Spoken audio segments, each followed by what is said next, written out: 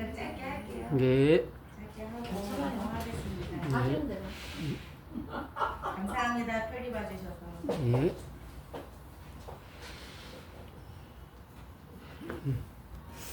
반갑습니다. 우리 목사님들. 네. 반갑습니다. 네.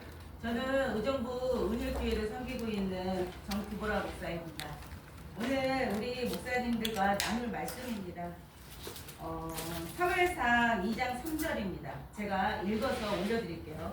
심히 교만한 말을 다시 하지 말 것이며 오만한 말을 너희 입에서 내지 말지어다. 여호와는 지식의 하나님이시라 행동을 바라보시느니라. 아멘. 자, 여호와는 지식의 하나님입니다. 하나님을 아는 지식을 원하시는 것이 하나님의 뜻이기도 합니다.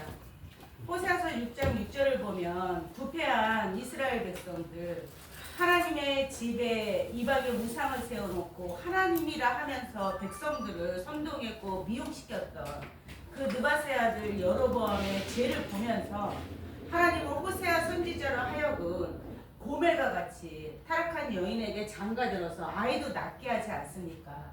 내 심정이 이러하니 너희들도 한번 이것을 느껴봐라 하면서 이 선지자를 통해서 하나님이 육적으로 그러한 모습을 보여주시거든요.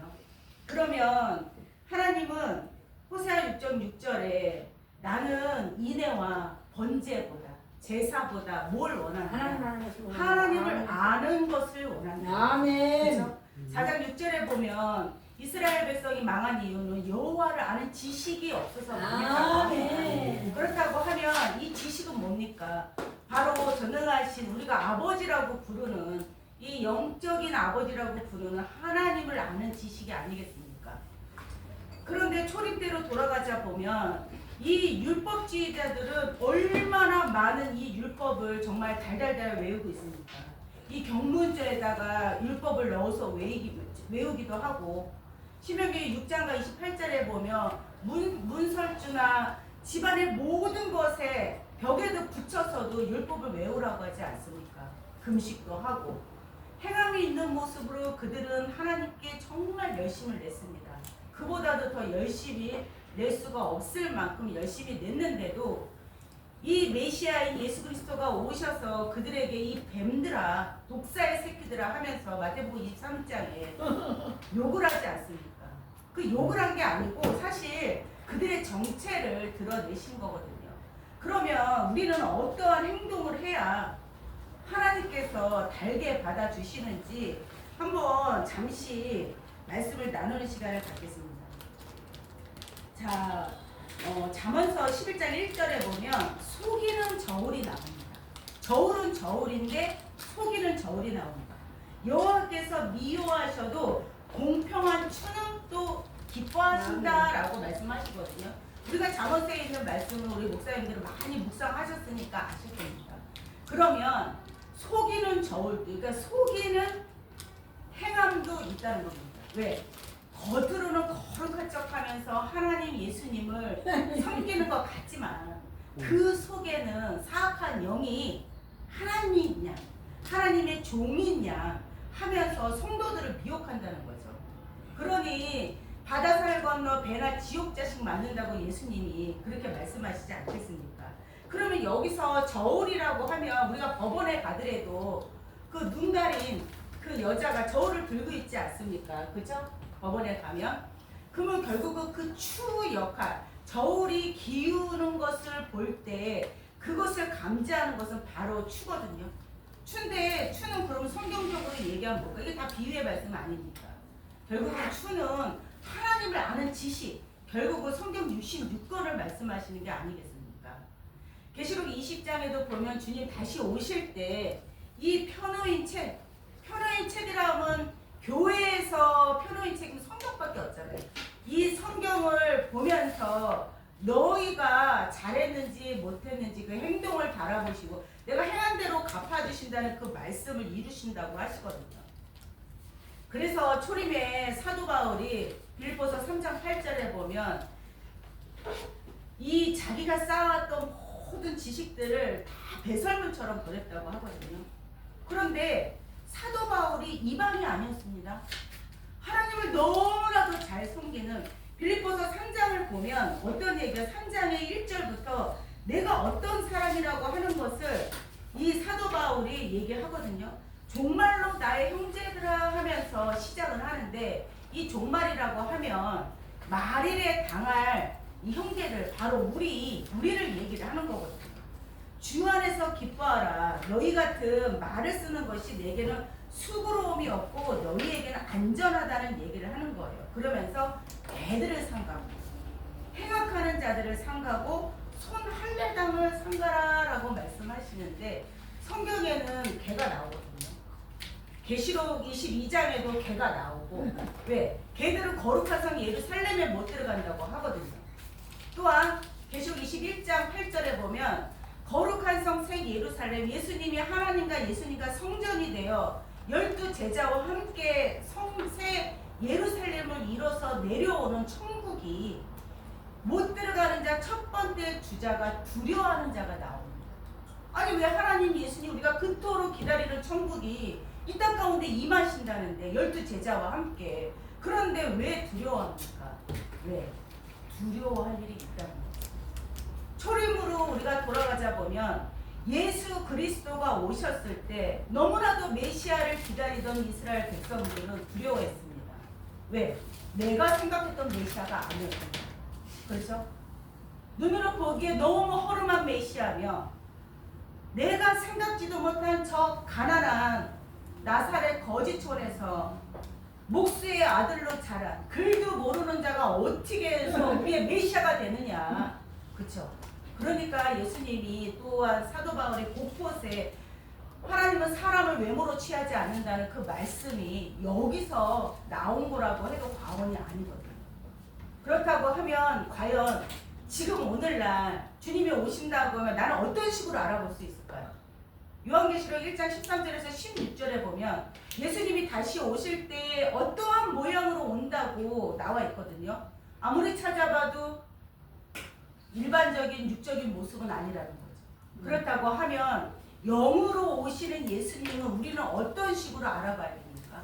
하나님은 분명히 행동을 보고 여호와의 지식이 있는가 없는가도 보고 달아서 행한 대로 갚아주신다고 성경 곳곳에 약속을 하셨는데, 하나님은 사람이 아닌지라 이 시건치 않는다고 말씀하시지 않습니까? 인생이 아니고.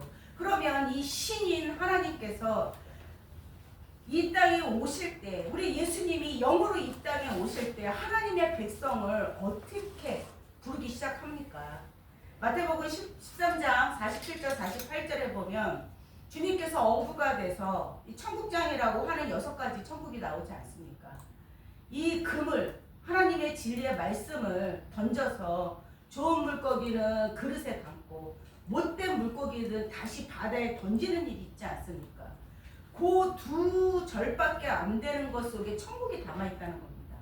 어부가 되시는 예수님이 이 땅에 다시 오실 때 영으로 오시기 때문에 결국은 진리의 말씀으로 하나님의 백성을 부르시기 시작하죠. 하박국서 1장 14절에 보면 이 사람들을 하나님이 어족이라고 칭했기 때문에 이 사도 베드로에게도 부르실 때 너는 사람을 낚는 어부가 되라고 하지 않습니까? 그래서 예수님이 다시 오시는 날에도 예수님께서 바다에 이 종교 세상 각종 물고기가 있는 이 어족들이 살고 있는 종교 바다에 진리의 말씀을 던지시고 그 안에서 그물을 통해서 땡겨오는 좋은 고기. 좋은 고기가 뭡니까? 결국은 누가복음 8장 15절에 말씀을 보자면 하나님의 말씀이 씨라고 했고 이 씨를 받을 때 착하고 좋은 마음으로 받으라고 하지 않습니까? 이 착하고 좋은 마음으로 이 하나님의 말씀을 받고 그물에 끌려오는 자는 이 천국이라고 하는 예수님의 그릇에 담아지는 게 아니겠습니까? 그 못된 고기는 뭡니까? 잘생긴 고기, 예쁜 고기, 아름다운 고기는 있어도 못생긴, 있네요. 못생긴 고기. 아구 있네요. 아구도 있고 좀 이상한 애들이 그러게요. 맞네요. 근데 못생긴 게 아니고 못된 고기라고 얘기했습니다. 그렇죠? 그 고기가 미꾸라지. 못된 고기. 미꾸라지가. 사람을 어족이라고 했으니 이 신령이 완악한 자를 바로 못된 자라고 하는 게 아니겠습니까? 그러면 구약 때의 우상 숭배는 하나의 모형물을 만들어 놓고 섬기는 것을 우상이라고 하였는데, 사무엘이 하나님의 말씀을 받고 우상이라고 지칭한 거는 그 여러 가지 우상 중에 또 하나의 우상이 있습니다. 사무엘상 15장 23절 찾아서 제가 한번 읽어볼게요. 사무엘상 15장 23절입니다. 23절 말씀을 보면, 이는 거역하는 것은 사슬의 죄와, 하나님의 말씀입니다. 말씀을 거역하는 것은 사슬의 죄와 같고, 완고한 것은 사실 우상에게 절하는 죄와 같다. 왕이 그러하다. 이스라엘의 일대 왕이었던 사울에게 평가 내린 이 사무엘 선지자의 말씀이거든요. 그러면 하나님의 말씀을 거역하는 것도 죄요. 이 마음이 완고해서 그것을 회개하지 않고 하나님의 말씀을 받아들이지 않는 것도 결국은 우상 숭배라고 하였습니다. 바로가 하나님의 백성, 이 모세를 통해서 이끌려고 했던 이 이스라엘 육적 백성들을 안 보낼 때 결국은 10가지 재앙 중에 맨 마지막에 장자의 목숨을 걷어갈 때 결국은 내주거든요. 그런데 이 하나님께서는 바로의 마음을 완고하게 하셨다, 이런 표현이 있습니다. 그러면 진짜로 하나님이 원래 좋은 사람인데, 그렇죠? 일부러 완악하게 해갖고 하나님의 백성을 핍박하고 하나님께 제사를 못 지내게 그렇게 막으셨을까요? 아닙니다. 바로 자체가 완고한 사람이기 때문에, 악한 사람이었기 때문에 하나님이 그 마음에 끝까지 화를 당해야 되거든요. 그렇기 때문에 더욱더 완고한 마음을 주신 거거든요. 결국은 이 10가지 재앙 중에 마지막에 장자의 목숨을 걷어갈 때 자기 아들이 죽는 거를 보고 그제서야 전능하신 하나님을 인정하고 내주지 않습니까? 그런데 내주고 나고 다시 지정신이 왔죠. 그렇죠? 지정신은 어떤 지정신? 악한 지정신이 다시 돌아왔을 때 그들을 쫓지 않습니다. 근데 그들을 쫓은 결과는 결국은 멸망이었다는 거예요. 아마 역사적으로 보더라도 이 바로 왕이 모세가 이끌던 육적 이스라엘을 쫓지 않고 홍해바다에 수장만 되지 않았어도 당시 제국으로 갈 수 있지 않았을까라는 그 역사학자들이 더러더러 그런 말씀도 하는데 일리가 있는 말씀이죠. 엄청나게 많은 병거라고 하면 지금의 거의 뭐 잠수함도 되고, 그죠? 탱크도 되고, 뭐 미사일도 되고, 요즘에 뭐 중동이 진짜 화약고가 됐는데, 그러한 일이 벌어질 수 있는데 그 모두의 그 무기들, 병력들이 다 수장되고 말았다는 겁니다. 그러면서 그들의 힘이 쇠약해지기 시작하고 쇠퇴해지기 시작하면서 올라올 때까지 다시 시간이 걸렸거든요. 그렇다고 하면 이 저울을 달아서 하나님께서 과연 우리에게 달아보시자마자 하는 게 무엇일까? 계시록 6장에도 이러한 저울에 대한 말씀이 나오거든요. 한번 계시록 6장을 보면 예수님께서 계시록 6장부터 이 인을 떼기 시작하지 않습니까? 계시록 5장에 보면 하나님의 오른손에 7인으로 봉한 책이 있었고, 6장부터 시작해서 하나님이 인을 하나 떼서 이제 보여주기 시작하는 사건이 있죠. 그런데 셋째 인을 떼실 때에 들으니 셋째 생물이 말하되 오라 하기로 내가 보니 검은 말이 나오는데 그 탄자가 손에 저울을 가졌다. 그러면서 내가 네 생물 사이로 나는 듯하여 음성을 들으니 가로되 데나리온의 한 대요, 한 데나리온의 보리 석대로다. 그러면서 감람류와 포도주는 해치 말라라고 했습니다. 그러면 여기서 실질적으로 이 올리브유를, 그렇죠? 감람류가 올리브유잖아요. 그거 지금 해치지 말라 이거 아니잖아요, 그렇죠? 성경이 이 모든 것이 다 비유로 써져 있기 때문에 포도주가 먹으면 먹고 안 먹으면 안 먹는데 해친다는 표현이 그 말이 안 되는 거잖아요, 그렇죠? 이 말씀을 결론적으로 보자면 비유가 되는 말씀이고, 주님 다시 오실 날을 기록해 놓은 요한계시록 안에도 하나님께서 분명히 저울로 알아보는 때가 있다는 겁니다. 우리가 검은 말이라고 검은색이라는 거면 대부분 사망과 흑암을 얘기하지 않습니까? 주님 다시 오실 때 이 어두운 세상에서 진리의 말씀이 선포되고 하나님이 우리를 분명히 부르시기 시작한다고 하거든요.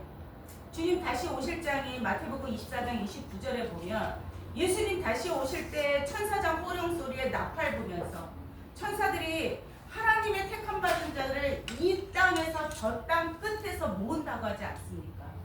그렇다고 하면 이쪽에서 한국에서 우리 주님이 부르시면 저 아메리카는 지구의 반대편에 있는데 16시간이나 걸린대. 그러면 거기를 먼저 부를까요? 여기를 먼저 부를까요? 그런 얘기가 아니지 않습니까? 결국은 하나님이 부르실 때 이 나팔이라고 하면 이사야서 58장 1절에 보면 이 나팔이 나옵니다. 이 나팔은 하나님의 백성에게 이 전쟁을 알릴 때, 고대 전쟁을 알릴 때는 나팔을 불러서 알리지 않습니까? 우리 여호수아가 육적 이스라엘 백성을 데리고 이 가나안 땅을 정복할 때 여리고성을 매일 양각 나팔을 제사장과 한 바퀴씩 돌면서 일곱째 날에 다 같이 나팔을 불어 함성을 들 때 무너지는 일이 있지 않습니까? 그러면 계시록에도 7 나팔이 나오거든요. 그럼 이 나팔이 뭐냐? 바로 하나님의 선민들의 죄와 허물을 알리는 그러한 말씀으로 이들을 자각하게 한다는 거죠. 지금 결국은 이 종교 세상 저희들한테 먼저 주시지 않겠습니까? 그렇죠? 그래서 이 거룩한 재창조라는 말씀이 맞다. 우리가 거룩하지 못했던 거예요. 그렇죠? 흠이 없어야 되고 이 말씀에 사람의 계명이 섞지 않아야 되는데 주님이 분명히 다시 오실 때 계시록 20장의 이 편호인 책을 보고 그러한지 아니한지를 분명히 심판하셔서 행한 대로 갚아준다고 했는데 수많이 나와 있는 이 주석이 다 펼쳐놓고 하나님께서 평가하실까요? 아니지 않습니까? 편호인 책이라고 하면 오로지 하나님의 말씀 성경 66권이 아니겠습니까? 그러면 내가 성경대로 행했나 행하지 않았나를 확인을 하려고 보려면 결국은 성경 말씀 66권이 다 내 안에 있어야 되는 게 아닙니까? 또한 겉으로 보여지는 이 역사적인 사건을 들어서 영적인 풀이와 함께 정확하게 맞닥뜨렸을 때 이것이 진리였구나. 누가 들어도. 그쵸? 진리는 분명히 누가 들어도 다 알아야 되는 겁니다. 베드로전서 1장 22절에 보면 너희가 진리를 순종함으로 영혼이 깨끗해졌다고 말씀하십니다. 그러면 진리를 순종을 못했으면 우리 영혼은 거룩해지지 못하는 거예요. 그렇기 때문에 내가 거룩하니 너희도 거룩하라는 말씀 아까 장로님이 해주셨는데 정말 맞는 말씀이거든요. 우리가 하나님은 점도 흠도 없이 죄도 없이 깨끗한 분인데 이분과 같이 거룩한 성 예루살렘에서 살려면 우리가 죄가 없어야 되는 게 아닙니까? 그러니 내가 거룩하니 너희도 거룩하고 또한 마태복음 5장 48절에 보면 하늘에 계신 너희 아버지가 온전한 같이 너희도 온전하라고 했습니다. 왜? 사람은 온전치 못하니까. 아담의 범죄로 인해서 이미 영은 죽은 상황이었었고 또한 시대마다 보낸 선지자들을 통하여 하나님께 돌아오라 아버지께 돌아오라 했는데도 불구하고 이방만 섬긴 게 아니라 하나님과 이방을 겸하여 섬겼다는 겁니다. 그러면 오는 세상에도 하나님과 재물을 겸하여 섬길 수 없다고 하신 사도 바울의 말씀을 보자면 지금처럼 물질 만능주의가 어디 있습니까? 지금 날마다 뉴스에서 나오는 얘기하면 정말 세상은 계속 악한 쪽으로 흘러가면 흘러갈지 선한 쪽으로 오지를 않습니다. AI 세상이 되면 과연 이 성직자들은 어떻게 변해있을까요? 성도들은 과연 얼마나 몇 프로나 교회에 남아있을 것 같습니까? 근데 그게 먼 때가 아니라는 거예요. 바로 3년 안에 없어질 직업들은요 수백 가지예요. 그리고 대체되는 거, 교체되는 거. 수많은 분명히 일자리를 잃는 자들이 많아질 겁니다. 혼돈의 사회는 분명히 과도기가 있습니다. 왜? 유토피아 같은 편안한 세상이 오려면 그것을 적응하는데 과도기가 있지 않겠습니까? 이 과도기를 결국은 하나님의 먼저 말씀을 받은 이 목자들이 성도들을 잘 이끌고 하나님 나라로 가야 되는 게 아니겠습니까? 초림 때와 같이 나도 천국 안 가고 성도들도 못 가게 하고 이 빗장문을 닫아놓은 게 아니라 정말 마음의 빗장문부터 활짝 열어놓고 하나님의 말씀, 참 하나님이 어떤 말씀을 하셨는지 이 말씀을 쫓아 가야 되는 게 아니겠습니까? 그래서 하나님이 행동을 달아보시되 어떠한 행동을 달아보시는지, 과연 하나님을 아는 지식이 나는 차고 넘쳐서 주님 다시 오실 때 영으로 오신 하나님과 예수님을 말씀으로 부르실 때에 내 심령이 강팍하지 않고 오늘내라고 정한 때에 그 음성을 듣고 아버지 앞에 나올 것인지 한 번은 더 생각을 해봐야 됩니다. 히브리서 6장에 보면 이것 또한 하나님께서 허락하셔야 된다고 나와 있습니다. 그럼 이 허락이라는 단어가 붙었다는 거는 다 같이 음성을 들었어도 누구는 되고 누구는 안 되는 자가 분명히 있다는 겁니다. 그래서 내가 거룩하니 너희도 거룩하라는 그 말씀이 있는 겁니다. 초림 때 이 진리가 뭐였습니까? 말씀이 육신되어 나타난 예수 그리스도 실상이 바로 진리였습니다. 오늘날과 같이 이 계시록 성취 때도 결국은 하나님께서 예수님을 통하여 보여주는 그리스도의 계시가 있는 게 아닙니까? 오늘은 시간이 이제 다 됐으니까 여기까지만 하고 또 다음에 이어서 또 하나님의 말씀을 또 이렇게 제대로 또 우리 목사님들하고 나눌 기회가 있을 줄 믿습니다. 감사드립니다. 네.